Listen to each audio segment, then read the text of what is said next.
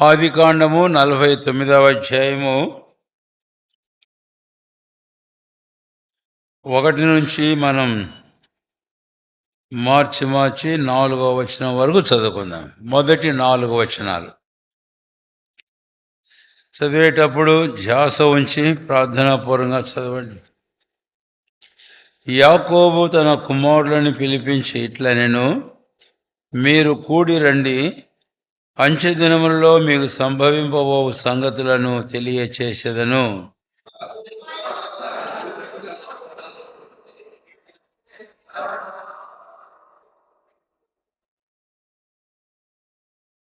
రూబేను, నీవు నా పెద్ద కుమారుడవు, నా శక్తియు నా బలము యొక్క ప్రథమ ఫలమును, ఔన్నత్యాతిశయమును బలాతిశయమును నీవే.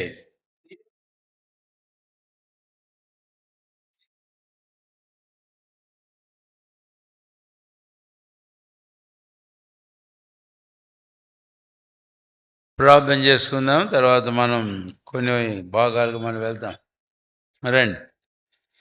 ప్రియమైన మా తండ్రి, ఇంతవరకు మిమ్మల్ని అనుగ్రహించిన అవకాశానికై స్తోత్రాలు చెల్లిస్తున్నాం.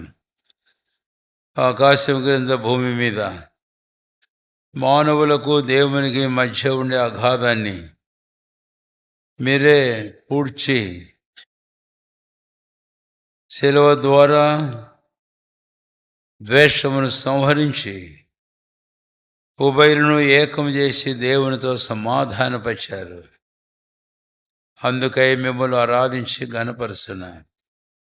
ఈరోజు మేము పాడాం, తండ్రి ప్రేమను నేను పొందితి. అందుకై మీకు ఎంతో స్తోత్రాలు. ఎవరి అనుభవం ఇదిగా చేయబడిందో వారు ఎంత ధన్యులు. బలను మా మధ్యలో ఉంచారు. యోగ్యముగా అందులో పాలు పొంద మమ్మల్ని సిద్ధపరచండి. మీ వాక్యాన్ని మాకు దీవించండి. మా గ్రహింపుని మీరు తెరవండి. లేఖనాలు గ్రహించినట్లు మా మనసులు మీరు తెరవండి. మీ స్వరం మాకు వినిపించు. విని గ్రహించే చెవిని మనసును దయచేయండి. అన్వయించుకొని మేలు పొంద సాయం చేయండి. మీ వాక్యం ఇచ్చినకై పరిశుద్ధాత్మనికి అభిషేకమును కోరుచు యేసు నామమును వేడుకొనుచున్నాము తండ్రి, ఆమెన్.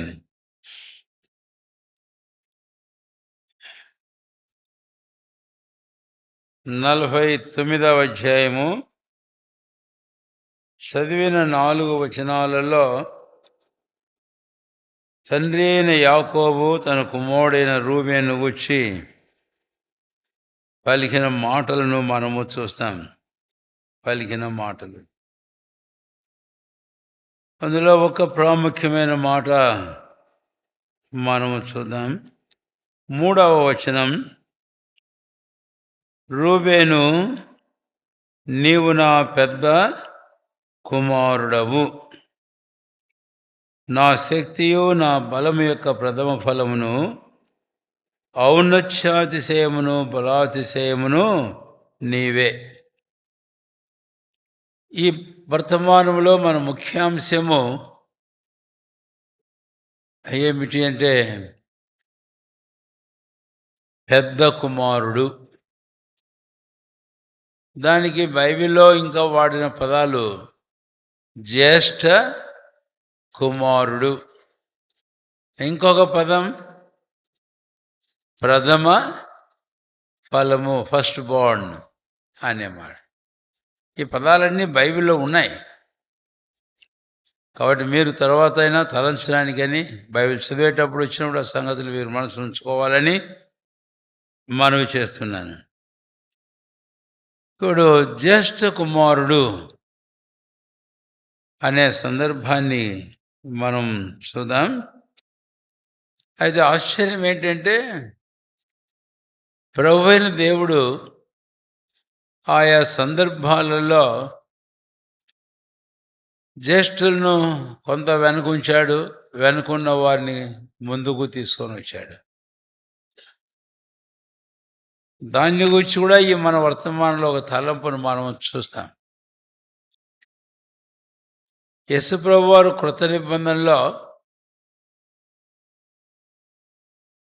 మొదటివాడు కడపటివాడును, కడపటివాడు మొదటివాడును అన్న మాట మనకు బాగా తెలిసిందే. దాన్ని మనం ప్రశ్నించలేం, అది ఆయన ఇష్టం. ఇక్కడ మనం ఆరంభించి ఈరోజు మన విషయాన్ని కూడా మనం వస్తే, లేక దీనికంటే ముందు మన ప్రభువైన యేసుక్రీస్తు వారి విషయానికి గన మనం వస్తే, రోమీయులకు రాసిన పత్రిక 8వ అధ్యాయం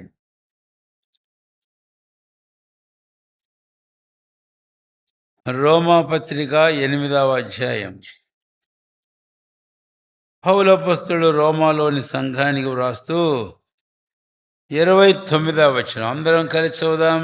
బైబిల్ తీయండి, అందరము కలిసి చదువుదాం.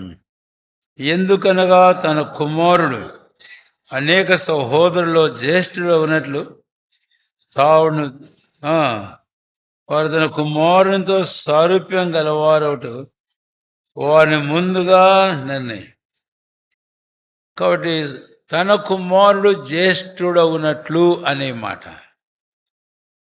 అలాగనే హెబ్రీ పత్రిక 2వ అధ్యాయానికి మనం వెళితే ఇక్కడ కూడా ఆ మాటను మనం చదువుతాం. 10వ వచనం అందరం కలిసి ఎవరి నిమిత్తమో సమస్తము ఉన్నవో, ఎవరి వలన సమస్తమును కలుగుచున్నవో ఆయన అనేకులైన కుమారులను మహిమ తెచ్చుచుండగా వారి రక్షణకర్తను శ్రమ ద్వారా సంపూర్ణునిగా చేయుట. కాబట్టి సహోదరుల్లో జ్యేష్ఠుడు రోమా 8:9, కుమారుల్లో కూడా అక్కడే చదివాం కుమారుడని. మన ప్రభువైన యేసుక్రీస్తు వారు జ్యేష్ఠ కుమారుడు. సరే, అది ఆయన్ని గురించిన మాట మనం చూస్తాం. అయితే ఇప్పుడు ఇంకా మనకు చాలా దగ్గరగా ఉన్న అనుబంధమైన సందర్భానికి వెళ్తున్నాం. పౌలు అపోస్తలుడు హెబ్రీయులకు రాస్తూ 12వ అధ్యాయంలో అన్నమాట. రండి, 12వ అధ్యాయం అందరము కలిసి 23వ వచనం చదువుదాం. 23వ వచనం పరలోకమందు వ్రాయబడి ఉన్న జ్యేష్ఠుల సంఘమునకును వారి మహోత్సవమునకును అందరి న్యాయాధిపతి అయిన దేవుని యొద్దకును సంపూర్ణ సిద్ధి పొందిన నీతిమంతుల ఆత్మీయతకును మీరు వచ్చి చాలంతే. క్రింద ఉంది ఆ మాట. ఇక్కడ జ్యేష్ఠుల సంఘము అనే మాటను చూస్తాం. బాగా గమనించడం, దయచేసి సందర్భాలను గుర్తుంచుకోండి. కనుక అక్కడేమో రూబేను గురించి యాకోబు మాట్లాడుతూ, నీవు నా పెద్ద కుమారుడు, నా జ్యేష్ఠ కుమారుడు. కాబట్టి అక్కడి నుంచి జ్యేష్ఠత్వం అనే ప్రాముఖ్యమైన తలంపు మీద మనం వెళ్తున్నాము. అయితే ఈ తలంపులు మీరు మనసులో ఉంచుకొని ఈ వెలుగులో కూడా సందర్భాలను మనం తలంచి ధ్యానించవాలని మీకు ఈ సంగతులు జ్ఞాపకం చేస్తూ వచ్చాను. ఈరోజు చివరకు మనం వచ్చేటప్పటికి సంఘాన్ని గురించి పౌలు అపోస్తలుడు ఏం వాడాడంటండి? జ్యేష్ఠుల సంఘము అన్నాడు. అంటే జ్యేష్ఠుల సంఘం ఎవరు? దేవుడు తన స్వరక్తం ఇచ్చి సంపాదించిన తన సంఘం. కాబట్టి వారు జ్యేష్ఠులు అన్నమాట. ఎంతమంది అయితే ఇలాగా సంపాదించబడి సంఘములో చేర్చబడ్డారో వారందరూ జ్యేష్ఠుల సంఘం.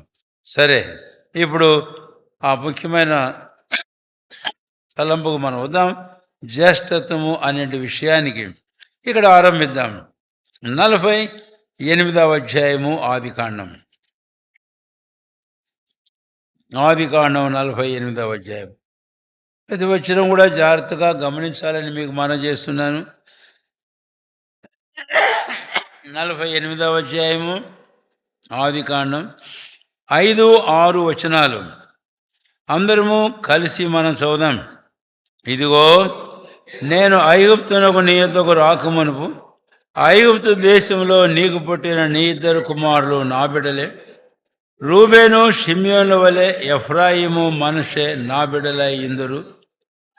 వారి తరువాత నీవు కనిన సంతానము నీదే. వారు తమ సహోదరుల స్వాస్థ్యం బట్టి వారి పేర్ల చొప్పున. కనుక ఇక్కడ 5వ వచనంలో చాలా పర్యాయములు ఈ మాట మనం విన్నాము. నేను ఎన్నోసార్లు చెప్పాను, కానీ ప్రభు ఇచ్చిన తలంపు మేరకు జ్యేష్ఠత్వము, ఆ తలంపు మీద కేంద్రీకృతమై తలస్తూ ధ్యానం చేస్తూ ఉంటుంటే ఇక్కడ 48వ అధ్యాయము 5వ వచనంలో యోసేపుతో యాకోబు అన్న మాట, దయచేసి ఆ మాట గమనించండి, అండర్లైన్ కూడా చేసుకోవడం అవసరమే. ఐగుప్తు దేశంలో నీకు పుట్టిన నీ ఇద్దరు కుమారు. కాబట్టి నీ ఇద్దరు కుమారులు, యాకోబు యోసేపు యొక్క కుమారులను గురించి మాట్లాడాడు. ఎవరండి వారి పేర్లు? ఏం పేర్లు? మనషే, ఎఫ్రాయిం. వీరిద్దరూ యాకోబునికి ఎక్కడ పుట్టారండి? ఐగుప్తులో పుట్టారు. నేను అడిగే ప్రశ్నలు ఏం కష్టమైనవి కాదు, వాక్యం మీద చదివితే సులభంగా చెబుతూ ఉండాలి మీరు. తర్వాత ఎవరి వలన పుట్టారు వీరిద్దరూ అనే విషయాన్ని గురించి కూడా మనం గమనించినట్లయితే కనుక, ఆసేనత వలన పోతిఫెరే కుమార్తె యొక్క ఆసేనత, ఓను యాజకుడట, చాలా అన్యుడు. కాబట్టి ఐగుప్తు సంబంధమైనటువంటి కుటుంబం. అతని కుమార్తెను తీసి ఆసేనతను యోసేపును పెళ్లి చేశాడు ఫరో. కాబట్టి యోసేపు యొక్క కుమారుల గురించి ఇప్పుడు ఏమని చెప్పాలి? యాకోబు చెప్పకనే చెప్పాడు. ఏమని? ఐగుప్తులో నీకు పుట్టిన నీ ఇద్దరు కుమారులు. కాబట్టి your sons are sons of Egypt. నీ ఇద్దరు కుమారులు ఐగుప్తీయులు. ఎవరు నీ ఇద్దరు కుమారులు? ఐగుప్తీయులు అని అనడానికి సంశయం లేదనుకుంటున్నాను. నేను అంటున్నాను, నీకు అక్కడ పుట్టారు, ఒక ఐగుప్తీయురాలను పుట్టారు. అబ్రహామునకు హాగర్ అనే దాసి ఐగుప్తీయురాలు వలన ఎవరు పుట్టారు? ఇష్మాయిల్. సరే, తర్వాత మనం వస్తాం. కనుక ఇక్కడ యాకోబు తన కుమారుడైన యోసేపుతో మాట్లాడుతూ, ఐగుప్తులో నీకు పుట్టిన ఇద్దరు కొడుకులు అంటే సరిపోలేదా? పరిశుద్ధాత్ముడు అలాగ రాయించి పెట్టాడు. ఆ యాకోబుని ప్రేరేపించి ఆ పదాలు పలుకుంటూ చేశాడు. యోసేపు, ఐగుప్తులో నీకు పుట్టిన నీ ఇద్దరు కుమారులు అని స్పష్టంగా చెప్పాడు. ఇది చాలా అవసరమే. దీన్ని బట్టి నేను ఇప్పుడు ఒక మాట జ్ఞాపం చేయాలని కోరుతున్నాను. ఐగుప్తు ఇశ్రాయేలీయులకి ఏంటి చెప్పండి? తర్వాత పోయినారు ఐగుప్తుకు. ఈగుప్తులో 430 సంవత్సరాలు ఉన్నారు. తర్వాత కాలంలో పరిశుద్ధాత్మ దేవుడు ఐగుప్తును గురించి ఇశ్రాయేలుకు సంబంధించి ఏమని మాట్లాడాడండి?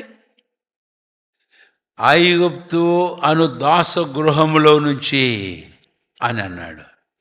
కాబట్టి ఇశ్రాయేలుకు ఐగుప్తు ఏ గృహం? అది that is the house of bondage. వారికి అది దాస గృహము అని దేవుని వాక్యంలో స్పష్టంగా మనం అందరూ చదువుతాం. చాలాసార్లు ఉంది, ధర్మశాస్త్ర గ్రంథంలో చాలాసార్లు ఉంది, నిర్గమకాండంలో ఉంది, ద్వితీయోపదేశకాండంలో ఉంది, తర్వాత ఇతర స్థలాల్లో కూడా ఐగుప్తు వారికి దాసత్వపు గృహము అనే విషయాన్ని గురించి మనకు స్పష్టంగానే దేవుని వాక్యము చెబుతూ ఉంది అని, దాస గృహము అని. కాబట్టి 41వ అధ్యాయం 4-5 వచనంలో పోతిఫెర కుమార్తె అయిన అసేనతులకు పుట్టిన ఇద్దరు యోసేపు కుమారులు. యాకోబు 48వ అధ్యాయం 5వ వచనంలో మాట్లాడేటప్పుడు నీ ఇద్దరు ఐగుప్తులో నీకు పుట్టిన కుమారులు అని అన్నప్పుడు, తర్వాత ఐగుప్తు తర్వాత ఇశ్రాయేలుకి ఎలాంటిది అంటే వారికి అది ఏ గృహం? అది దాస గృహం. ఈరోజు ఈ తలంపు మనకు అన్వయించుకుంటే కనుక, మన ప్రభు అయిన యేసుక్రీస్తు వారు మన దాస గృహాన్ని గురించి కూడా మాట్లాడాడు అని. మన దాస గృహాన్ని గురించి యూదా జనాంగంతోనే నాడు మాట్లాడాడు. అయితే తర్వాత పౌలు అపొస్తలుడు యూదులనే కాదు అందరినీ చేర్చి మాట్లాడిన మాట 2 వాక్యాలు మీకు జ్ఞాపం చేస్తాను. యోహాను సువార్త 8వ అధ్యాయం 34వ వచనంలో వారు మేము అబ్రహాము సంతానం, మేము ఎప్పుడు ఎవరికి దాసులు ఎండలేదు అని అంటే, అప్పుడు యేసయ్య అన్నాడు, నాకు తెలుసు మీరు అబ్రహాము సంతానం అని, అయితే పాపము చేయవాడెవడో వాడు పాపానికి. 2వ తిమోతి 2వ అధ్యాయము 26వ వచనం రెఫరెన్స్ చెబుతున్నా, నా వైపుగా చూడాల్సింది. 2వ తిమోతి 2వ అధ్యాయము 26వ వచనం. అక్కడ ఒకే భాగం నేను జ్ఞాపకం చేస్తున్నాను. అక్కడ అంటాడు కదా పౌలు అపొస్తలుడు, సాతాను తన ఇష్టము చొప్పున చెరపట్టిన వీరు వాని ఊరిలో నుండి తప్పించుకొని అన్నమాట. చాలంతే. కాబట్టి సాతాను తన ఇష్టం చొప్పున చెరపట్టిన వీరు అంటే they are in the captivity of Satan. కాబట్టి దాసగృహం. ఇశ్రాయేలు ఐగుప్తు దేశంలో ఎలాగా ఆయా ఫరో చేత చెరపట్టబడిన వారి దాసత్వంలో ఉన్నారు. పౌలపస్తులు తర్వాత కాలంలో యేసయ్య తర్వాత కాలంలో యూదా జనాంగానికి వచ్చి వారి దాసత్వంలో పాపదాసత్వంలో ఉన్నారు. తర్వాత పౌలపస్తులు తిమోతికి రాస్తూ ప్రపంచంలో మానవాళందరినీ గురించి మాట్లాడుతూ సాతాను తన ఇష్టం చొప్పున చెరపట్టిన వీరు. కాబట్టి సాతాను చెర గృహంలో దాస గృహంలో ఉన్నారు మానవులు అని చెప్పిన ఆయన ఇప్పుడు ఆ గృహానికి డైరెక్ట్గా యేసుప్రభువు వారు ఒక మాట అంటాడు. మత్తయి సువార్త 12వ అధ్యాయం, దయచేసి రండి. మత్తయి సువార్త 12వ అధ్యాయం, 12వ అధ్యాయము మత్తయి సువార్త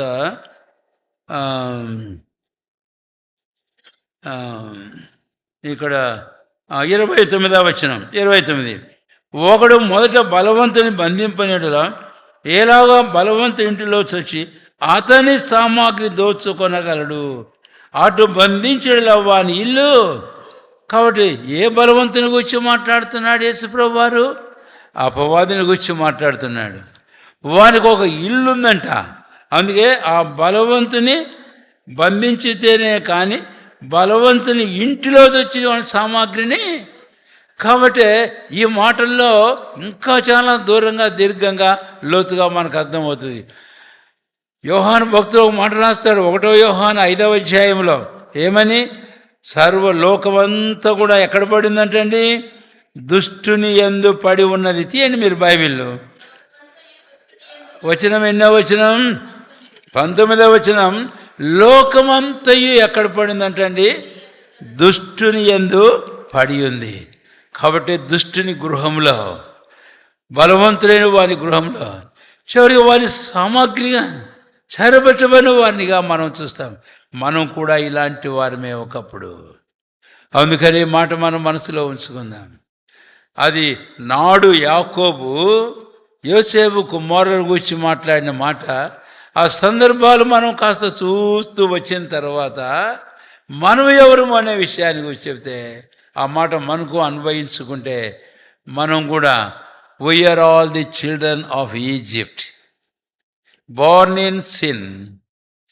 పాపములో జన్మించాం, పాపములో పెరుగుతూ వచ్చాం, పాపానికి దాసులమైనాం, సాతాను చేత చెరపట్టబడిన వారం, వాని సామాగ్రిగా వాని ఇష్టం ఆశను నెరవేర్చుతూ వచ్చిన వారం, వాని ఇంట ఉన్నవారం. కాబట్టే మనము దాస పిల్లలము అనే మాట. అయితే ఇప్పుడు రండి 48వ అధ్యాయం. యాకోబు తర్వాత ఏమన్నాడు వారిని గురించి? 48వ అధ్యాయం రండి.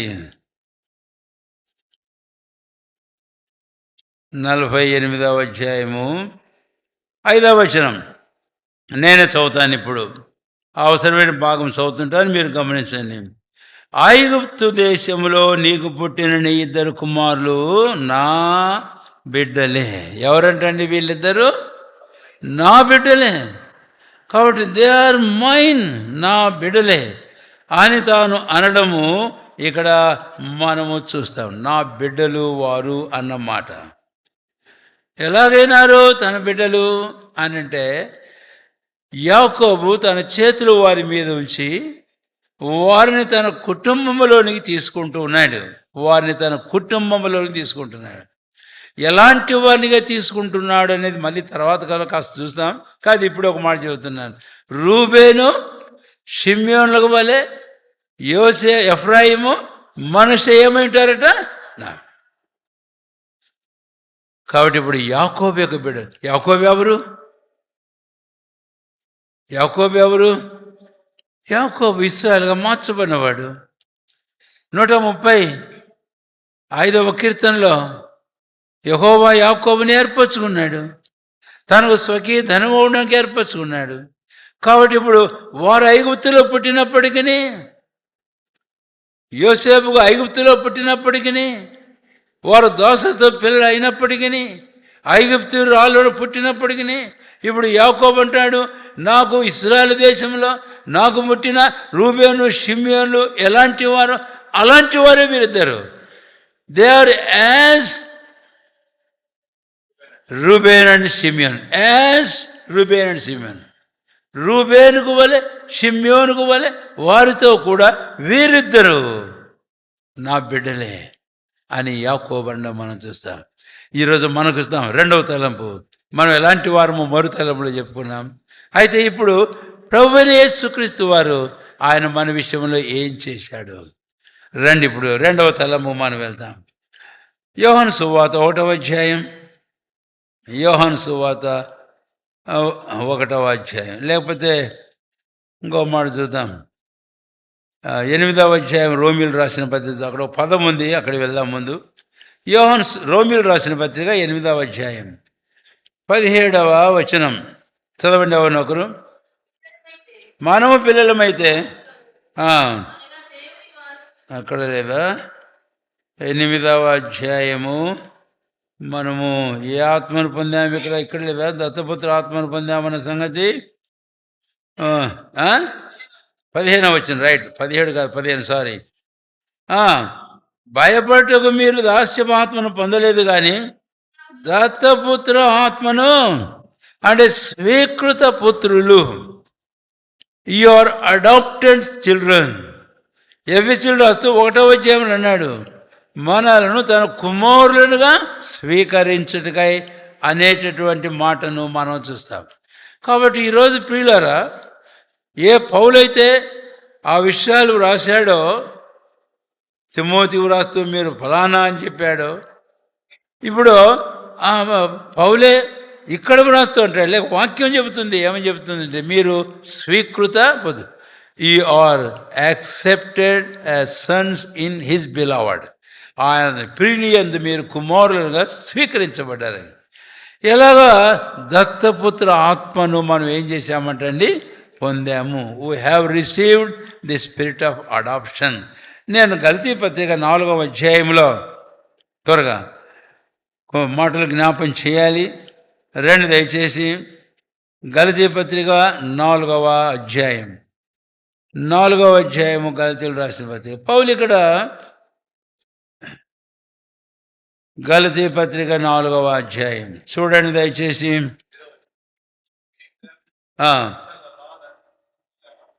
కాబట్టి 4-5 వచనాలలో మనం చూస్తాం. ఇక్కడ దేవుడు తన కుమారుని పంపాడు. ఎందుకు? ఆయన స్త్రీని బట్టి మనము దత్తపుత్రులము కావాలని, ధర్మశాస్త్రం లోబడిన వారిని విమోచించటకైనా. కనుక ఇప్పుడు మనము దత్తపుత్రులం కావాలి అనేది యాకోబు యొక్క మనసులో ఉన్నది ఏంటి అని అంటే, వీరిద్దరిని నేను నా దత్తపుత్రులుగా తీసుకుంటున్నా.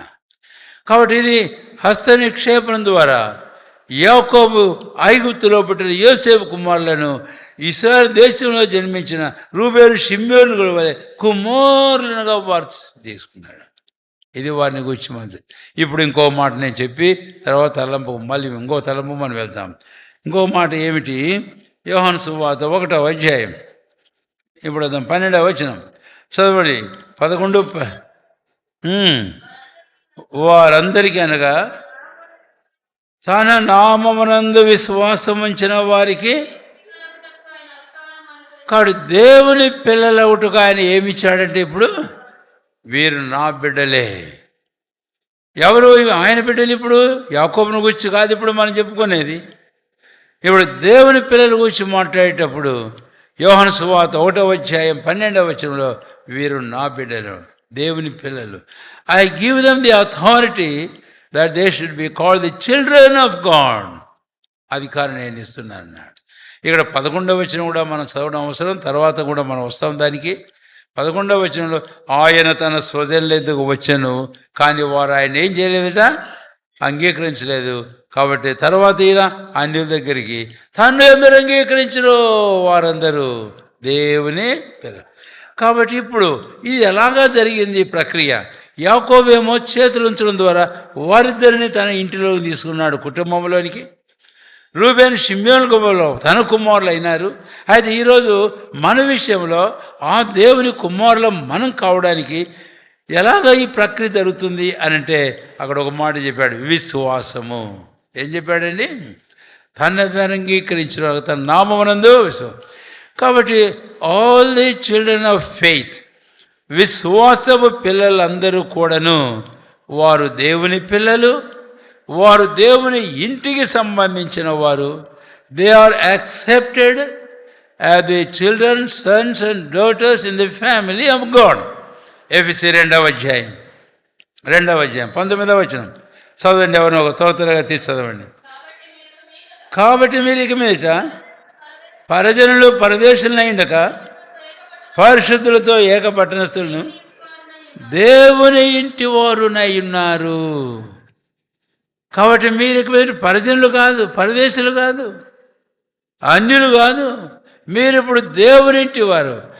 కాబట్టి ఎఫ్రాయిము మనష్షేలు, రూబేను షిమ్యోనుల వలె యాకోబు ఇంటి వారు ఎలాగయ్యారో ఇప్పుడు మీరు క్రీస్తు యేసునందు విశ్వాసం ద్వారా దేవుని ఇంటి వారు అయ్యారు. కాబట్టి we are accepted into the family of God. దేవుని కుటుంబంలోనికి క్రీస్తులో విశ్వసించిన వారందరూ కుమారులుగా స్వీకరించబడినట్లుగా మనము చూస్తాం. ఇదే 2వ తలము. 1, ఐగుప్తులో నీకు పుట్టిన బిడ్డలు, చిల్డ్రన్ ఆఫ్ ఈజిప్ట్. సెకండ్లీ, ఆ బిడ్డలు ఇప్పుడు నా బిడ్డలే అన్నప్పుడు యాకోబు ఎలాగ చేశాడో చేతులు ఉంచడం అనేది మరి పాత నిబంధనలో చూస్తే ఈ సందర్భాన్ని కాదు, కానీ విశ్వాసమును చూపించేది, ది ఎక్స్ప్రెషన్ ఆఫ్ ఫెయిత్. బలుల్లో, అర్పణలో తర్వాత కాలంలో మనం చూస్తాం.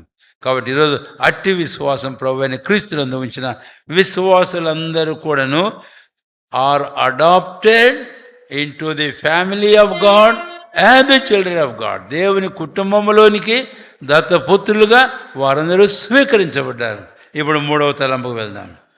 3వ తలంపుకు మనం వస్తే రండి దయచేసి ఆదికాండము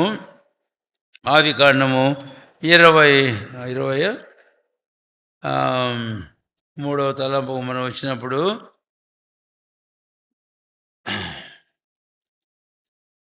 ఆదికాండం కంటే ముందు మనం నిర్గమకాండానికి వెళ్దాం. ఒక మాటకు వెళ్దాం.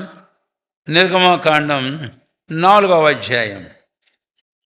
నిర్గమ 4 ఇక్కడ ఆరంభిస్తే మనకు సులభంగా అర్థమవుతుంది.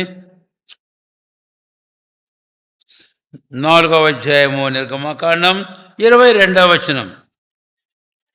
అప్పుడు నువ్వు ఫరోతో, ఇశ్రాయేలు నా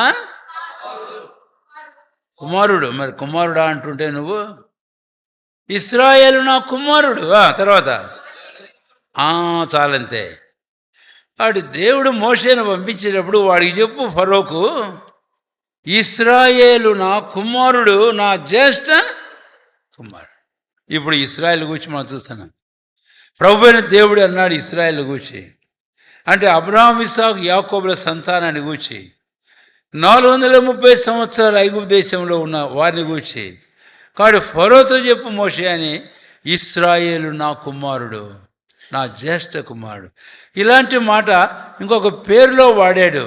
ఇర్మియా గ్రంథం 31వ అధ్యాయం 9వ వచనం. ఎవరినో ఒకరు తీసిన వారు త్వరగా 31:9.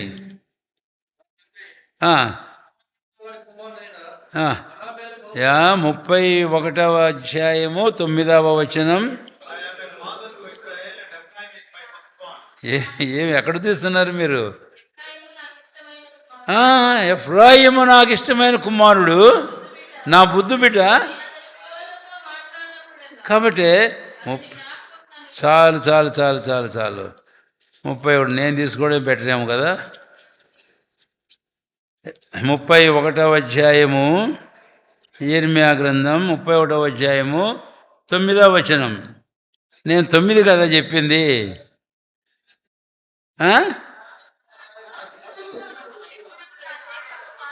మరి ఎంత చదవాలి మీరు? 31:9 ఇర్మియా గ్రంథం. నేను 19 చెప్పాను ఏమన్నా? లేదు. కాబట్టి ఇక్కడ వారిని నడిపించను. ఇంకా ముందుకు చివరికి వెళ్దాం. ఇశ్రాయేలుకు నేను తండ్రిని కానా, ఎఫ్రాయిము నా జ్యేష్ఠ. ఇక్కడ రెండు వాడాడు. ఎఫ్రాయిము అన్నప్పుడు ఎవరండి?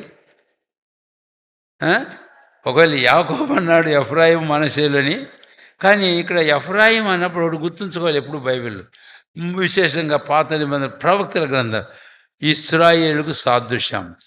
ఎఫ్రాయిము ఒక్క పేరు మనుషుడు అంటే ఆ పేరుది ఆ ఎఫ్రాయిం అని కాదు, కానీ ఆ పేరుతో ఇశ్రాయేలు 10 గోత్రాలు వారిని సంబోధించాడు దేవుడు. యూదా అని 2 గోత్రాలు వారిని సంపాదించాడు. కాబట్టి వీరు ఇశ్రాయేల్ అందరూ. సరే, అక్కడికి మనం ఆ భేదానికి ఇప్పుడు వెళ్ళడం లేదు, కానీ ఈ 2 వాక్యాలలో, ఏ 2 వాక్యాలు? నిర్గమకాండం 4:22, యిర్మీయా గ్రంథం 31:9 ఇశ్రాయేలును గురించి స్పష్టంగా ఇశ్రాయేలు నా కుమారుడు, నా జ్యేష్ఠ, even my first born son అని చెప్పాడు. అయితే ఇప్పుడు ఏమైంది? ఇక్కడ ఒక మాట చెప్పాలి. God had given the birth right for all the nation of Israel. ఇశ్రాయేలు జనాంగానికి దేవుడు ఈ జన్మ హక్కును, జ్యేష్ఠత్వ హక్కును, జ్యేష్ఠత్వపు ఆశీర్వాదాన్ని ఇచ్చాడు. జ్యేష్ఠులుగా వారిని స్వీకరించాడు. ఎంతోమంది ఉన్నారు. ఏమండి, ఇశ్రాయేలుకు ముందే ప్రజలు లేరా? ప్రజలు లేరంటారా? ఉన్నారు. ఇశ్రాయేలు ఎప్పటి నుంచి వచ్చారు? అబ్రాము, ఇస్సాకు, యాకోబులోంచి ఎవరు వచ్చారు? అంతే. దానికంటే ముందు జనాంగం లేరా? ఆదికాండంలో మనం చూస్తే లోకమంతా విస్తరించారు. అయితే అద్భుతమైన విషయం ఏంటంటే, అబ్రాముని ఏర్పాటు చేసుకొని ఇస్సాకు, యాకోబుల్లో నుంచి ఇశ్రాయేలును తీసుకొని వచ్చాడు అని మోషేతో తర్వాత అంటాడు. చెప్పు ఇశ్రాయేలుకు, నిర్గమ 19:4-5-6 వీరు నా మాట విని ఆ ఆజ్ఞ ప్రకారం నడుచుకుంటే సమస్త జనులలో నాకు స్వకీయ జనం, తర్వాత యాజక రూపమైన రాజ్యముగా వీరు ఉంటారు. దాని అర్థం ఏమిటి? ఈ ఇశ్రాయేలు జనాంగాన్ని ప్రభు అయిన దేవుడు జ్యేష్ఠ కుమారునిగా అంగీకరించాడు. ఇది జ్యేష్ఠ కుమారుడు, జ్యేష్ఠత్వం. అయితే ఇప్పుడు ఏమైపోయింది ఈ జ్యేష్ఠత్వం? ఈ జ్యేష్ఠత్వాన్ని వారు ఏం చేసుకున్నారు? పోగొట్టుకున్నారు. నేను ఇప్పుడు ఇందాక ఒక మాట చెప్పాను కదా, జ్యేష్ఠులను కొన్నిసార్లు ఎక్కడ తీసుకొని వస్తున్నాడంటే ప్రభు అయిన దేవుడు చివరికి. అందుకే కొన్ని ఇష్మాయేలు నువ్వు ఓవర్ రూల్ చేశాడు. ఎవరు? ఐజాక్. అంతేనంటారా? ఇష్మాయిల్ మొదటివాడా రెండోవాడా? అబ్రాహాం ఇంట్లో ఏం చెప్పరే? మొదటివాడు. ఆ తర్వాత ఇస్సాకు కుటుంబంలో 2 కుమారులు. మొదటివాడు ఎవడు? ఏశావు. రెండోవాడు ఎవడు? యాకోబు. ఇప్పుడు యాకోబు కుమారులకు 12 మంది ఉన్నారు. ఈ 12 మందిలో రూబేను మొదటివాడు అయితే ఆ మొదటి స్థానం వాడు పోగొట్టుకున్నాడు. అంటే దేవుడు ఈ పరిస్థితిని కొన్నిసార్లు ఓవర్ రూల్ చేసినట్లుగా మనము చూస్తాం. అంటే దీన్ని ఏమందాము? జ్యేష్ఠత్వాన్ని గూర్చి ద్వితీయోపదేశకాండం 21-25 ఇతర స్థలాలు చాలా స్పష్టంగా ఉంది. ఇశ్రాయేల్ మధ్యలో దేవుడు ఏర్పాటు చేసిన ఒక సంస్కృతి ఉంది. There was a culture of first born, birth right, blessings, all such things were there. అయితే దేవుడు ఇస్సాకును కాదని, ఇష్మాయేలు కాదని ఇస్సాకును, ఏశావును కాదని యాకోబును, రూబేను కాదని ఇంకొకరిని, ఈ ప్రకారం మనం చూస్తే ఇప్పుడు నేను చెబుతున్న ఒక మాట వినండి. ఇశ్రాయేలును కాదని ఎవరిని? హెబ్రీ 12:23 మర్చిపోయినారు మీరు అప్పుడే. హెబ్రీ 12:23 మర్చిపోయారు అప్పుడే మీరు. ఏంటి? ఇప్పుడైతే జ్యేష్ఠుల సంఘమునకు మీరు now you have come to the church of first Born. Church అనే మాటను చూస్తే మీరు సంఘం. ఇశ్రాయేలుతో సంఘాన్ని పోలిస్తే ఈ సంఘానికి కూడా ఇంకో పేరు పెడదాం. మనం పెట్టడం కాదు కానీ ఉంది. గలతీ పత్రిక 6వ అధ్యాయం 15వ వచనం, ఈ పద్ధతి చొప్పున నడుచుకొను దేవుని ఇశ్రాయేలునకు. కాబట్టి ఇప్పుడు ఇలాగ వాడతాను ఈ పదం. అబ్రహాము, ఇస్సాకు, యాకోబుల ఇశ్రాయేలీలు, రెండవది దేవుని ఇశ్రాయేలీలు. ఈ 2 పదాలు వాడు. ఈ ఇద్దరికి వేరే. దేవుడు యాకోబు సంతానమైన ఇశ్రాయేలు జనాంగాన్ని జ్యేష్ఠులుగా ఉండి ఏర్పరచుకున్నాడు, అంగీకరించాడు. కానీ అది ఒక టైం వచ్చింది, దేవుని ఇశ్రాయేలు అని చెప్పబడే సంఘం, విశ్వాసం ద్వారా రక్తం చేతి విమోచించబడిన వారు, వారికంటే ముందు వెళ్ళిపోయినారు. ఇప్పుడు వీళ్ళు జ్యేష్ఠుల సంఘం. ఇశ్రాయేల్ని గురించి కూడా సంఘం అని పాత నిబంధనలో వాడాడు. చర్చ్ ఇన్ ది విల్డర్నెస్ అని వాడాడు. అరణ్యములో సంఘం, సమాజం. అయితే ఇప్పుడు వారిని ఈనాడు సంఘం, క్రొత్త నిబంధన కాల సంఘం ఓవర్ రూల్ చేసి, God has replace the church of new testament the place of Israel. Israel స్థలంలో దేవుడు నూతన నిబంధన సంఘాన్ని రీప్లేస్ చేసినట్లుగా మనం చూస్తాం. అందుకనే మనకి ఇప్పుడు ఏమని పేరు? చర్చ్ ఆఫ్, చెప్పండి ఏమని పేరు? హెబ్రీ 12:23. మర్చిపోకూడదండి. ఇప్పుడైతే మీరు జ్యేష్ఠుల సంఘమునకు ఏం చేశారంటండి? వచ్చి ఉన్నారు. కాబట్టి ఇక్కడ ఒక పదం వాడి 4వ తలంపుకి వెళ్తాను. ఏంటి ఆ పదం అంటే? గాడ్స్ సావరెనిటీ అంతే చాలు. దేవుని సార్వభౌమత్వం. ఇది ఏశావు యాకోబుల గురించి మాట్లాడుతుంటే పౌలు అపొస్తలులు ఎక్కడ 9వ అధ్యాయంలో ఎవడో ఒకడు అన్నాడు, అలాగైతే ఆయన ఇష్టమైనప్పుడు ఇంకా ఏంటి, ఆయన నేరం మోపనేలా అని అంటుండే. ఎవరే నువ్వెవడో ఆ మాట అనడానికి? దేవుడు అన్నాడు, నేను కరుణించువాడిని కరుణిస్తాను, ప్రేమించువాడిని ప్రేమిస్తాను, ద్వేషించువాడిని నేను ద్వేషిస్తాను. అంటే దేవుడు ఏం చెప్తున్నాడు ఆయన మాటలు? నా సార్వభౌమత్వం, మై సావరిటీ. కాబట్టి ఆయన సార్వభౌమాధికారాన్ని బట్టి జ్యేష్ఠులైన ఇశ్రాయేలును ప్రక్క నుంచి ఆ స్థానంలో ఈరోజు క్రీస్తులందరూ విశ్వాసం ఉంచిన దేవుని ఇశ్రాయేలు రీప్లేస్ చేశాడు. ఎంత ధన్యులం. కాబట్టి ఈరోజు ఇక్కడ కూర్చున్న మనం అందరం, అంతేకాదు ఎంతమంది రక్షణ నిశ్చయిత కలిగిన లాంటి వారందరూ కూడా ఈ జ్యేష్ఠుల సంఘం. నీవు జ్యేష్ఠ కుమారుడివి గుర్తుంచుకోవాలి.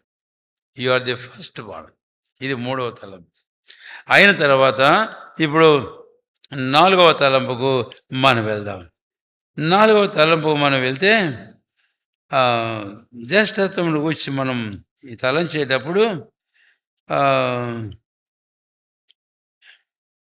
జ్యేష్ఠత్వ ఆశీర్వాదాల గురించి మనం చూడాలి. ద్వితీయోపదేశకాండం 21వ అధ్యాయం 2 దయచేసి. ద్వితీయోపదేశకాండం 21వ అధ్యాయం 15, 16, 17 వచనాలు మనము మార్చి చదువుదాం. నేను 15 చదువుతాను, 15 మీరు చదవండి, తర్వాత 17 అందరం కలిసి చదువుకుందాం. ప్రేమింపబడినది ఒకటియు ద్వేషింపబడినది ఒకటియు, 2 భార్యలు ఒక పురుషునికి కలిగి ఉండి, ప్రేమింపబడినది ద్వేషింపబడినది వాని వలన బిడ్డలు కని.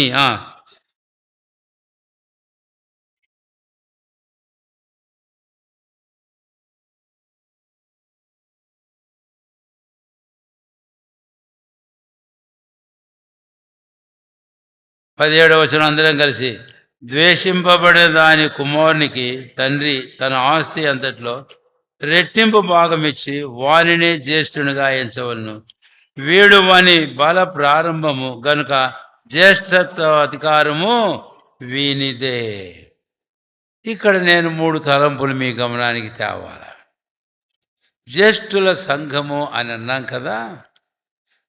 ఇశ్రాయేలుతో మనం పోల్చి చూసినప్పుడు ఈరోజు what is the privilege being called the church of first born? జ్యేష్ఠుల సంఘం అని పిలువబడంలో ఉండే ఆధిక్యతలు ఏంటి?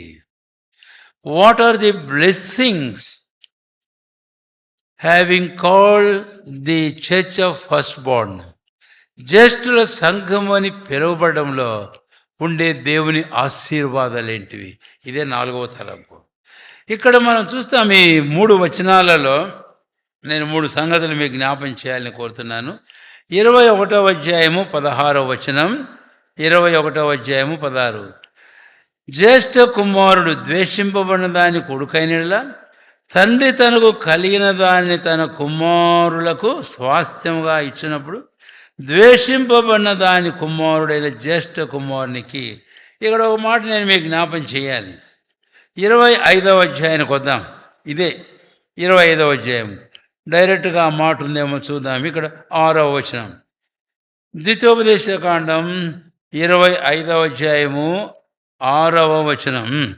చనిపోయిన సహోదరుని పేరు ఇశ్రాయేలు తుడిపివేయబడుకున్నట్లు ఆమె కను జ్యేష్ఠ కుమారుడు చనిపోయిన సహోదరునికి. కానీ ముఖ్యమైన తలబడు గుర్తుపెట్టు, జ్యేష్ఠ కుమారుడు వారసుడు. అర్థమైందా? ఇంక ఏ కుటుంబంలో అన్నా కానీ జ్యేష్ఠ కుమారుడు అన్నప్పుడు వారసుడు. కాబట్టి the first blessing of the first born is the heirship, వారసత్వం. అది ఒకటి. కాబట్టి అక్కడ ఏమన్నాడు? 21వ అధ్యాయంలో మనం చదివాం, ద్వితోపదేశ కాండములో 16వ వచనం మధ్య 2వ భాగం, తండ్రి తనకు కలిగిన దానిని తన కుమారులకు స్వాస్థ్యముగా, జ్యేష్ఠుడికి. కాబట్టి జ్యేష్ఠుడు స్వాస్థ్యానికి వారసుడు. ఒకటి వారసుడు అనే దానికి చెబితే హీ ఇన్హెరిట్స్ ది హెయిర్షిప్, వారసత్వం యొక్క హక్కు, ఆశీర్వాదము తాను పొందుతాడు. ఇప్పుడు దీని గురించి మనకు అనుభవించుకొని కొత్త నిబంధనలో ఒక వచనం చూద్దాం రండి దయచేసి త్వరగా. రోమీలకు రాసిన పత్రిక 8వ అధ్యాయం, రోమా పత్రిక 8వ అధ్యాయం, 8వ అధ్యాయము రోమీలకు రాసిన పత్రిక 17వ వచనం ఇప్పుడు చదవండి. మనము పిల్లలమైతే వారసులము, అనగా దేవుని వారసులం.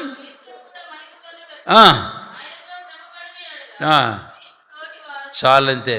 మనము వారసులము, దేవుని వారసులము, క్రీస్తుతోడి. ఈ మాటలు చూడండి జాగ్రత్తగా, చాలా ఇంపార్టెంట్. ఇందులో ఎంతో లోతైన అర్థం ఉంది. అసలు మనం ఎవరమో ఇప్పుడు అర్థం చేసుకుంటున్నాం. ఇక్కడ మనం పిల్లలం. ఇందాక చెప్పుకున్న 3వ తలంపులో మనము పిల్లలముగా దేవుని కుటుంబంలోకి స్వీకరించబడ్డాం. We are the children of the family of God. అవును. కాబట్టి అలాంటి వారికి 4వ తలము మనం వచ్చినప్పుడు ఆ జ్యేష్ఠత్వం ఆశీర్వాదాలు ఏవి అన్నప్పుడు ఈ ఆశీర్వాదం మొట్టమొదటిది వారసుడు, వారసుడు. కానీ పిల్లలమైతే వారసులం. ఒకసారి వాడాడు వారసు, రెండోసారి దేవుని వారసులు అన్నాడు, మూడోసారి క్రీస్తుతోడే వారసుడు. ఏముందని వారసుడు వారసుడు వారసుడు అన్నప్పుడు అసలు ఏంటి వెనక ఏముంది? తండ్రికి కలిగిన దానిలో. ఈరోజు ఆ తండ్రికి ఈ లోకపు తండ్రులకి ఏముందో మనకు తెలియదు కానీ వదిలేద్దాం. అయితే ఈరోజు పరలోకపు తండ్రి అయిన దేవునికి ఏముంది? ఆయనకు ఉన్నదానికి మనం వారసులంగా చేయబడ్డాం. క్రీస్తు తోడి వారసులం. తండ్రి కుమారుడైన క్రీస్తుకు ఏమిచ్చాడు, దానికి మనం వారసులం. కాబట్టి ఒక కుటుంబానికి, లోకములో ఒక మనిషికి వారసులం కంటే ఈరోజు దేవుని వారసులం, క్రీస్తు వారసులంగా ఉండడం అనేది ఎంత గొప్ప ఆధిక్యత. So we inherit this blessing, the blessing of the first born, జ్యేష్ఠత్వపు ఆశీర్వాదం అనే ఈ వారసత్వం మనం పొందుతున్నాం. దేవుని వారసులం ఈరోజు మనలో ప్రతి ఒక్కరూ క్రీస్తుని. 2వ తలంకు వెళ్దాం. ద్వితోపదేశ కాండం ఇక్కడ మరొక మాట, 21వ అధ్యాయం 17వ వచనం. 21వ అధ్యాయము 17వ వచనం నేనే చదువుతాను. ద్వేషింపబడిన దాని కుమారుని తండ్రి తన ఆస్తి అంతట్లో రెట్టింపు భాగం ఇచ్చే వాడిని జ్యేష్ఠునిగా. రెండవది the second blessing of the first born, birth right. ఏంటి అంటే డబుల్ పోర్షన్, రెండంతల భాగం. ఒకవేళ 2 కుమారులుంటే ఆస్తి అంతా తండ్రి 3 భాగాలు చేయాలి. అంటే ఈ రోజుల్లో చేసే భాగాలు కాదు. ఈ రోజుల్లో ఏంటంటే నీకు ఒక భాగం, నీకు ఒక భాగం, నాకు మీ అమ్మకు ఒక భాగం అంటారు. అది కాదు ఇక్కడ. 3 భాగాలుగా చేసి ఏం చేయాలట? పెద్దోడికి 2 భాగాలు ఇవ్వాల, చిన్నోడికి 1 భాగం. కాబట్టి ఈరోజు ఇశ్రాయేల్ జనాంగంతో మనం పోల్చుకుంటే, నా ఇశ్రాయేలు నా కుమారుడు, నా జ్యేష్ఠ కుమారుడు అని చెప్పిన ప్రభువైన దేవుడు, ఆ జ్యేష్ఠ కుమారులతో మనం పోల్చుకుంటే వాళ్ళు పోయింది జ్యేష్ఠత్వం. వారి ప్లేస్లో మనల్ని పెట్టేప్పుడు వారికి 1 భాగం అయితే 2 భాగాలు ఎవరికి ఇచ్చాడు? ఈరోజు మనకి ఇచ్చాడు. కాబట్టి వారి భాగానికి వచ్చి మనకు బాగానే తెలుసు. రోమిలు రాసిన పత్రికలో చాలా చెప్తాడు, 9వ అధ్యాయంలో ఏమని చెప్పాడండి? ఒకసారి చదువుదాం. రోమిలు రాసిన పత్రిక 9వ అధ్యాయం. దయచేసి రండి త్వరగా. 9వ అధ్యాయం రోమిలు రాసిన పత్రిక 4వ వచనం నుంచి. వీరు ఇశ్రాయేలీలు దత్తపుత్రులను మహిమ వీరిది, నిబంధనలు వీరివి, ధర్మశాస్త్రం వీరిది, ప్రధానం వీరిది, అర్చనాచారాలు వీరివి, వాగ్దానాలు వీరివి, పితలు వీరు, వారు శరీరం బట్టి క్రీస్తు వీరు. కాబట్టి క్రీస్తు కూడా ఎవరు వాడు? చెప్పరే, ఆయన వాళ్ళు వాడే. దేవుని వాడు సరేలే, ఇస్రాయేల్లో పుట్టాడు కదా. అయితే ఇప్పుడు చెప్పండి, ఇప్పుడు చెప్పాలి ఆ మాట. 1 కొరింథీ 3వ అధ్యాయంలో క్రీస్తు దేవుని వాడు, మీరెవరు వారు? క్రీస్తు వారు. క్రీస్తు ఎవరు వాడు? మీ వాడు. ఇప్పుడు అన్నీ తిరిగి ఇక్కడికి వచ్చినాయి. ఒకప్పుడు ఇశ్రాయేలుతో సహపౌరులం కాము, ఎఫెసీ 2:12. వాగ్దాన నిబంధనలో పాలువారం కాము, పరిజనులము ఎంచబడిన వారం. అయితే ఇప్పుడు మనం దేవుని కుటుంబంలో పిల్లలుగా అంగీకరించబడి దత్తపుత్రులుగా మనకు ఈ జ్యేష్ఠత్వ హక్కును మనకిచ్చాడు. కాబట్టి జ్యేష్ఠత్వ 2వ ఆశీర్వాదం ఏంటంటే డబుల్ పోర్షన్. ఎలా చెప్పాలి దీన్ని డబుల్ పోర్షన్ అనేది అంటే, ఇశ్రాయేలు గూర్చి రాజులైన యాజక రూపముగా నాకు ఉంటారని చెప్పారు. నేను ఒక మాట చెబుతున్నాను, టైం కూడా దాటిపోతుంది కనుక.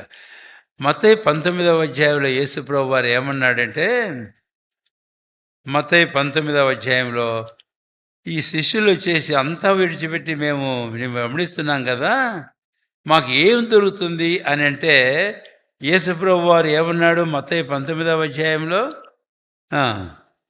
19వ అధ్యాయం మత్తయి సువార్త 27వ వచనం చదవండి. సంవత్సరం విడిచిపెట్టి అమ్మడించాం కదా అంటే 28.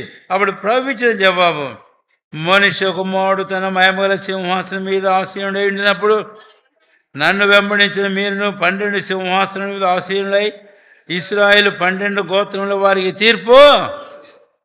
మీరును నేను మహిమగల సింహాసనం మీద, నా తండ్రి మహిమగల సింహాసనం ఆసీనుడు అవుతాను. అప్పుడు మీరు కూడా ఏం చేస్తారంటే, బాగా అర్థం చేసుకోండి మాట, మీరు కూడా ఏం చేస్తారు? 12 సింహాసనాల మీద మీకు ఒక్కొక్క సింహాసనం ఉంటుంది. బాగా గమనించండి. అయితే మనకు వచ్చేటప్పుడు యేసుప్రభు వారు ఏమన్నాడు తెలుసా? మనకు వచ్చేటప్పుడు యేసుప్రభు ఏమన్నాడు తెలుసా? ప్రకటన 2-3 అధ్యాయాల్లో 7 సంఘాలకు వర్తమానం పంపించాడు. 7 సంఘాలకు వర్తమానం పంపించేటప్పుడు ప్రభు అయిన యేసుని ఒక్క సందర్భమే మీకు జ్ఞాపం చేస్తాను. 3వ అధ్యాయం రండి దయచేసి. 3వ అధ్యాయము ప్రకటన గ్రంథం 21వ వచనం అందరం కలిసి, 3:21 అందరం కలిసి, నేను జయించి నా తండ్రితో కూడా సింహాసనం కూర్చుని నేను ప్రకారం జయించు వానిని నాతో కూడా నా సింహాసనం అందు. ఏంటో తేడా చెప్పండి కాస్త, ఏంటో తేడా కాస్త చెప్పండి. అంటే మీరు అంతంత చదువుతున్నారు అంత మాత్రం. వాళ్ళకేమో ఒక్కొక్కరికి ఒక్కొక్క సింహాసనం, సంఘానికి వచ్చేటప్పటికి నా సింహాసనం మీద నాతో కూడా కూర్చుంటారు. ఏమయ్యా వాక్యం చదవమన్నప్పుడు తేడా చదవచ్చు, గుర్తు పెట్టుకోమని చెబుతున్నాను కదా. ఇట్లయితే ఎట గుర్తుంది? మీరు నేను మహిమగల సింహాసనం నా తండ్రి సింహాసనం మీద కూర్చుండి వచ్చినప్పుడు మీకు 12 సింహాసనాలు వేస్తాను, ఒక్కొక్కడు ఒక్కొక్క సింహాసనం మీద కూర్చొని నిలబడతారు. అయితే సంఘానికి మాట్లాడేటప్పుడు ఏమన్నాడు? జయించు వారిని నేను జయించి నా తండ్రితో కూడా ఆయన సింహాసనం కూర్చున్న ప్రకారం జయించు వారిని నాతో కూడా నా సింహాసనం అందుకు కూర్చున్నది. నా సింహాసనం ఏం పోషణ ఇది?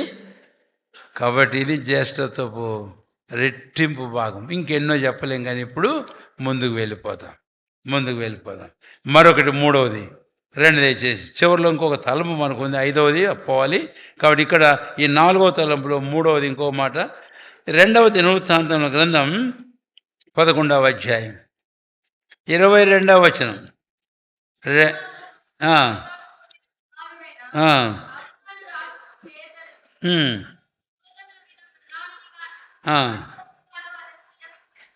11:22 బాగా గమనించారు కదా. రెహబాము మైకాకు పుట్టిన కుమారుడైన అబీయాను రాజును చేయదలిచి అతని సహోదరుల మీద ప్రధానునిగా అధిపతినిగా అతని. కాబట్టి రెహబాము మైకాని ప్రేమించాడు. కాబట్టి ఆమె వలన పుట్టినట్టు కుమారుడు అబీయాము ఉన్నాడు. కాబట్టి అబీయాముని ఏం చేయాలనుకున్నాడు చెప్పండి? తనకుండే కుమారులందరిలో ప్రధానిగా, అంటే అబీయాముకు జ్యేష్ఠత్వ హక్కునిస్తున్నాడు అబీయాము. అందుకే నేను ఇందాక చెప్పాను, కొన్ని సందర్భాలు ఇలాగా ఇది దేవుని సార్వభౌమత్వం అని చెప్పాను. కాబట్టి జ్యేష్ఠత్వపు యొక్క ఆశీర్వాదం మూడవదిగా ఏమిటి అని అంటే అధికారము, ప్రధానత్వము. ఒకవేళ పాత నిబంధన ప్రకారం చెప్పుకుంటే తండ్రి ఏలుబడి చేస్తుంటే, కాబట్టి వాడికి 4 కొడుకులైతే పెద్దోడికి ఏమి ఇవ్వాలి? తండ్రి తన సింహాసనం ఇవ్వాలి. ఆస్తి అందరికీ పంచి పెడతాడు, వీడికి 2 అంతలు, కానీ సింహాసనాన్ని కూడా ఇవ్వాలి, అధికారం ఇవ్వాలి. ఒకవేళ యాజ కుటుంబంలోంచి అయితే తండ్రి చనిపోయిన తర్వాత పెద్దోడు వస్తాడు. మనం చూస్తాం అహరోను గురించి. అహరోను 4 కుమారులు. అహరోను 4 కుమారులు అయితే అహరోన్తో పాటు పెద్దోళ్ళు 2 ముందు ఆ అహరోన్తో పాటు పరిచయంలో ఉన్నారు. ఎవరెవరు వాళ్ళిద్దరు? నాదాబు, అబీహులు. ఆ తర్వాత ఇంకా మిగిలిన దాని ఫీనాస్. కాబట్టి ఇక్కడ ప్రధానత్వము, అధికారము, యాజకత్వములో ప్రథమ స్థానం. ఇది జ్యేష్ఠత్వం యొక్క ఆశీర్వాదం. ఇది 4వది. అందుకనే ఈరోజు మనం గుర్తుంచుకుందాం, ఈ జ్యేష్ఠుల సంఘంలో మనం చేరినటువంటి వారంగా ఈ దివ్యమైన ఆశీర్వాదాలు మనకు ఉన్నాయి. జ్యేష్ఠత్వపు ఆశీర్వాదాలు మనకు ఉన్నాయి. ఇవి ఇంతగా నేను ఎందుకు చెప్పాల్సి వచ్చిందంటే 5వ తలంపు చాలా ప్రాముఖ్యమైనది. అందుకే ఇప్పుడు 5వ తలంపు మనం వెళ్దాం. ఇది blessings of the first Born అని మనసులో ఉంచుకొని రండి దయచేసిగా హెబ్రీ పత్రిక లేక క్షమించ 49వ అధ్యాయం ఆదికాండం. త్వరగా ఆదికాండం 49వ అధ్యాయం చూడండి. 49వ అధ్యాయము 3వ వచనం.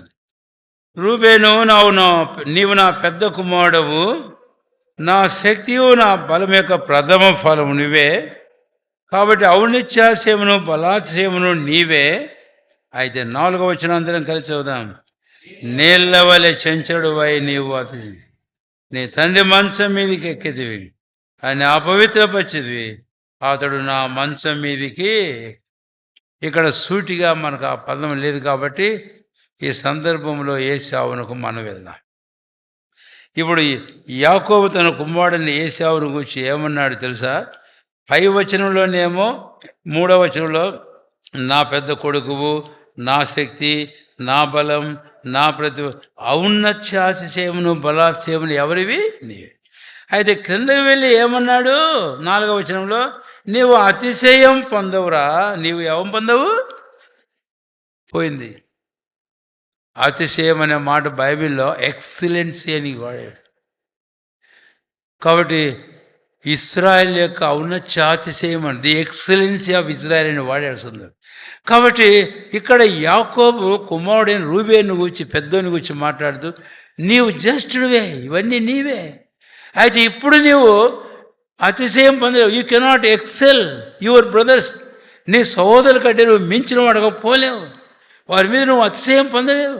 కారణం ఏమిటి అని, దానికని ఒక పదం కోసమని మనం హెబ్రీ పత్రిక 12వ అధ్యాయానికి వెళ్దాం. రండి దయచేసి. హెబ్రీ పత్రిక 12వ అధ్యాయం, 12వ అధ్యాయం హెబ్రీ పత్రిక దయచేసి రండి. హెబ్రీ 12వ అధ్యాయం 16వ వచనం చదవండి ఎవరినో ఒకరు దయచేసి. ఒక పూట కూటి కోసం తన జ్యేష్ఠత్వ హక్కును చాలు అంతే. ఏశావు వంటి భ్రష్టుడైనను చాలంతే. ఆ పదం ఏంటంటే అమ్మి వేసుకున్నాడు. ఏసావ్ సోల్డ్ హిస్ బర్త్ రైట్. ఇది 5వ తలంపు. ఇది మనకు అన్వయించు. ఇన్ని తలంపులు అక్కడి నుంచి మనం వచ్చాం ఈ బర్త్ రైట్ని గురించి చక్కగా అర్థం చేసుకోవడానికి. అయితే చివరికి ఇంత చేసి దేవుడు ఈరోజు మనకు ఫస్ట్ బోర్న్గా చేసి ఆయన కుటుంబంలో పిల్లలుగా స్వీకరించి పిల్లలుగా మనకు మనల్ని చేసుకొని ఇంత చేసి ఆఖరికి ఈ ఆశీర్వాదాలు జస్ట్ ఆశీర్వాదాలు ఇస్తే ఆఖరికి ఏమి చేసుకున్నాం మనం? ఏసావు ఏం చేశాడట? He sold his birth right. ఎంతమంది మన జీవితాల్లో ఈ బర్త్ రైట్ను అమ్మి వేసుకున్నటువంటి భ్రష్టుల వ్యభిచారులు ఉన్నాం. ఈ పదాలు చాలా కఠినంగా ఉన్నాయి, కఠినంగా అనిపిస్తున్నాయి, కాదనం. బట్ పరిశుద్ధాత్ముడు రాయించి పెట్టాడు, అవి మనం జ్ఞాపం చేసుకోవాల్సిందే. ఒకవేళ పౌలు అంటాడు మీలో ఎవడైనా ఉన్నాడేమో ఈ జ్యేష్ఠత్వపు హక్కును ఆశీర్వాదాలు అమ్మి వేసుకున్న భ్రష్టుడు వ్యభిచారిని ఎవడే. దే ఆర్ కాల్డ్ భ్రష్టులు. వారు భ్రష్టులని, వారు వ్యభిచారులని పిలువబడుతున్నారు. ఇది చాలా దౌర్భాగ్యం అనేసి. ఎక్కడి వారం మనం? అయితే ఎలాంటి స్థానాన్ని తెచ్చాడు ఆయన. అందుకే ఆరంభించిన మొట్టమొదటి తలంపు ఎక్కడ ఆరంభించాం? ఐగుప్తు పిల్లలు మీరు, you are the children of bondage. అలాంటి మిమ్మల్ని ఇప్పుడు 4 తలంపులు మనం చెప్పుకుంటూ వచ్చి 4వ తలంపులో బర్త్ రేట్లు ఇచ్చి ఆశీర్వాదాలు మనగా ఇచ్చి డబుల్ పోర్షన్ ఇచ్చి ఇంత చేస్తే ఆఖరికి ఆశీర్వాదం ఈ జన్మ హక్కును ఏశావు అమ్మి వేసుకున్నాడు. రూబేను పోగొట్టుకున్నాడు, అమ్మి వేసుకున్నాడని చెప్పాలి తాను కూడా. ఎవడైనా సరే ఈరోజు మనం కూడా, ఇది మనకు గొప్ప ప్రశ్న, ఒక ఛాలెంజింగ్ థింగ్ ఇట్ ఈస్. ఒక సవాల్ చేసే విషయం. నా సంగతి ఏంటి? బర్త్ రైట్ను గురించి దేవుడు నాతో మాట్లాడాడు. కాబట్టి మొదటి 4 తలంపులు. అయితే 5వ తలంపు నన్ను సవాల్ చేశాడు. నీకు బర్త్ రైట్ ఉంచుకున్నావా? జన్మ ఆశీర్వాదాలు హక్కుల్ని ఉంచుకున్నావా లేక పోగొట్టుకున్నావా, అమ్మి వేసుకున్నావా అని. ఇప్పుడు 3 సంగతి నేను మీకు జ్ఞాపం చేస్తాను. ఎట్లా అమ్మి వేసుకుంటాం మనం అనే విషయాన్ని వీళ్ళ వెలుగులోనే మనం చూద్దాం. రండి దయచేసి. వీళ్ళ వెలుగులోనే మనం చూసినప్పుడు ఏశావు ఎలాగూ అమ్మి వేసుకున్నాడు అనే విషయం. రూబేను కూడా అవి వర్తిస్తాయి. నేను మళ్ళీ ఇద్దరిని సపరేట్గా చెప్పాల్సినంత అవసరము లేదు. 12వ అధ్యాయము హెబ్రీ పత్రిక చదవండి మళ్ళీ. ఒక్క పూట కూటి కోసము, ఒక్క పూట కూటి కోసము అనేటటువంటి మాట ఏశావును గూర్చి మనము చూస్తాము. ఒక్క పూట కూటి కోసము అనేది. రెండవ మాటకు మనం వస్తే ఇప్పుడు రూబేను గూర్చి మనం చూద్దాం. ఆదికాండము 35వ అధ్యాయము 22వ వచనం. నివసించుతున్నప్పుడు రూబేను వెళ్ళి చాలంతే. రూబేను వెళ్ళి తన తండ్రి అయిన బిల్హాతో ఏం చేశాడంటండి? అందుకే ఏమన్నాడు యాకోబు? అన్నాడు సూటిగా, రే రూబేను, నీవు నీ తండ్రి మంచం ఎక్కావు. కాబట్టి ఇది రెండవది. దీనికోసం రూబేను తన జ్యేష్ఠత్వపు హక్కును అమ్మివేసుకున్నాడు. ఆశీర్వాదాలు పోగొట్టుకున్నాడు. ఒకటి ఏశావేమో ఒక పూట కూటి కోసం, రూబేనేమో ఈ శరీర సంబంధమైన ఈ ఇచ్చ కోసం. For this lust of his flesh he has sold the birth right. మూడవది, ఇంకో సందర్భానికి వస్తే 49వ అధ్యాయము ఆది కాండంలో ఏశావు నువ్వు ఇస్సాకు రూబేను గూర్చి మరొక మాట మనం చెప్పచ్చు. 49వ అధ్యాయం, నీళ్ళ వలె నీవు ఎవరవట చెంచాడు. చాలంతే. You are unstable as water. నీళ్ళ వలె నువ్వు చెంచరుడవు. ఈ మూడు సంగతులు దయచేసి మనసులో పెట్టుకోండి. ఒకవేళ ఇక్కడ కూర్చున్న మనలో ఎవరమైనా ఈ శ్రేష్టమైన ఆశీర్వాదం తాత్కాలికమైన ఆకలి తీర్చుకునే దానికి, లోకము దాని సంబంధమైన వాటి కొరకాయ, నిత్య విలువలతో కూడిన క్రీస్తునందు మనకు అనుగ్రహించబడిన ఆ నిత్య దైవత్వ ఆశీర్వాదాలు మనం అమ్మివేసుకుంటున్నామా? తాత్కాలికమైనవి, లోకము దాని సంబంధమైనవన్నీ. ఏమి వేసావు ఆ పూట, ఆ కూడు తినకపోతే బతకలేడా? తాను బ్రతకదు. ఇక్కడ 1 morsel of ఫుడ్ అన్నాడు, తెలుగులో ఏమన్నాడు? ఒక పూట కూటి కోసం అన్నాడు. 1 morsel ఒక పిడికెడు, ఒక ముద్ద కూటి కోసం అన్నాడు. దీన్ని ఇంకా లోతుగా ఇంకొక హీబ్రూ భాషలోకి వెళితే ఇంకేమని అర్థం ఇచ్చేది తెలుసా? కొన్ని మెతుకుల కోసం. దేనికోసం? కొన్ని మెతుకుల కోసం. చాలాసార్లు సైతానుడు, లోకము, శరీరం వేసే మెతుకులు ఉన్నాయే, వాటి కోసం క్రీస్తులో మనకు అనుగ్రహించబడిన ఆ జన్మ హక్కుతో ఆశీర్వాదాలు మనం ఫలంగా పెడుతున్నాం, అమ్మి వేసుకుంటున్నాం. జాగ్రత్త. ఒకసారి మనసుని పెట్టు. రెండవ మాటకు మనం వస్తే, శరీరము దాని సంబంధమైన ఇచ్చారు. ఇది రెండవదిగా మనం చూస్తాం. ఎన్నోసార్లు అందుకే పౌలు అపోస్తలుడు ఒక మాట, గలతీయ 5:24, క్రీస్తు యేసు సంబంధులు శరీరమును దాని ఇచ్చలతోనూ దురాశలతోనూ ఇంకే ఇచ్చైనా సరే. పౌలు 2వ అధ్యాయం ఎఫెసీయులు అన్నాడు, శరీరం యొక్క మనసు యొక్కయు కోరికలు నెరవేర్చుకోవడం. అటు కోరికల కొరకాయ జ్యేష్ఠత్వ ఆశీర్వాదాలు అమ్మి వేసుకుంటావా? మూడవది, అస్థిరుడు. ఎన్నోసార్లు మా జీవితాలు స్థిరంగా లేవు, నిలకడగా లేవు,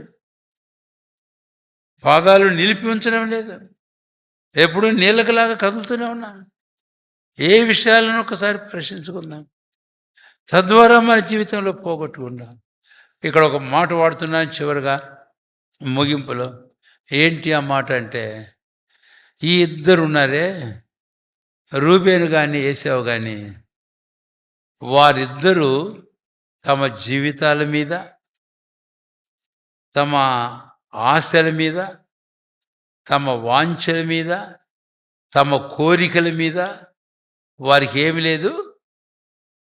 లేదు, వారికి ప్రభుత్వం లేదు. They had no governance over their desires and appetites. ఇలాంటి ఆశలు, ఆకలి, దాహముల విషయంలో వారి మనస్సుల మీద వారికి కంట్రోల్ లేదు. కంట్రోల్ అని చెబుదాం. వారికి ఏం లేదంటే చెప్పండి, కంట్రోల్. అందరం కలిసి ఒక్క వచనం చదువుతాం. నేను మూసేసింది కానీ మళ్ళీ చేద్దాం. రండి దయచేసి సామెతల గ్రంథం చదువుకొని మనం ప్రార్థనకు వెళ్దాం. సామెతల గ్రంథం చాలా ప్రాముఖ్యమైన మాట, దయచేసి గమనించండి. 25వ అధ్యాయం 27, 28 వచనాలండి. అందరం కలిసి ప్రార్థనాపూర్వకం చదువుదాం. మనల్ని కూడా దృష్టిలో పెట్టుకొని చదువుకుందాం.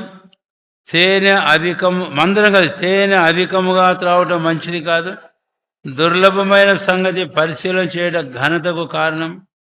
ప్రాకారం లేక పాడైన పురం ఎంతో, తన మనసును ఆనుచుకొనలేని వాడును. మళ్ళీ 28వ వచనం మళ్ళీ నేను చదువుతాను. ప్రాకారము లేక పాడైన పురం ఎంతో తన మనసును అణుచుకొనలేని వాడును అంతే. ఎవరు రూబేను? మనస్సును అణుచుకోలేకపోయినాడు. ఎవరు ఏశావు? మనస్సును అణుచుకోలేకపోయినాడు. అలాంటి వారంగా ఎంతమంది మనం ఉన్నాం?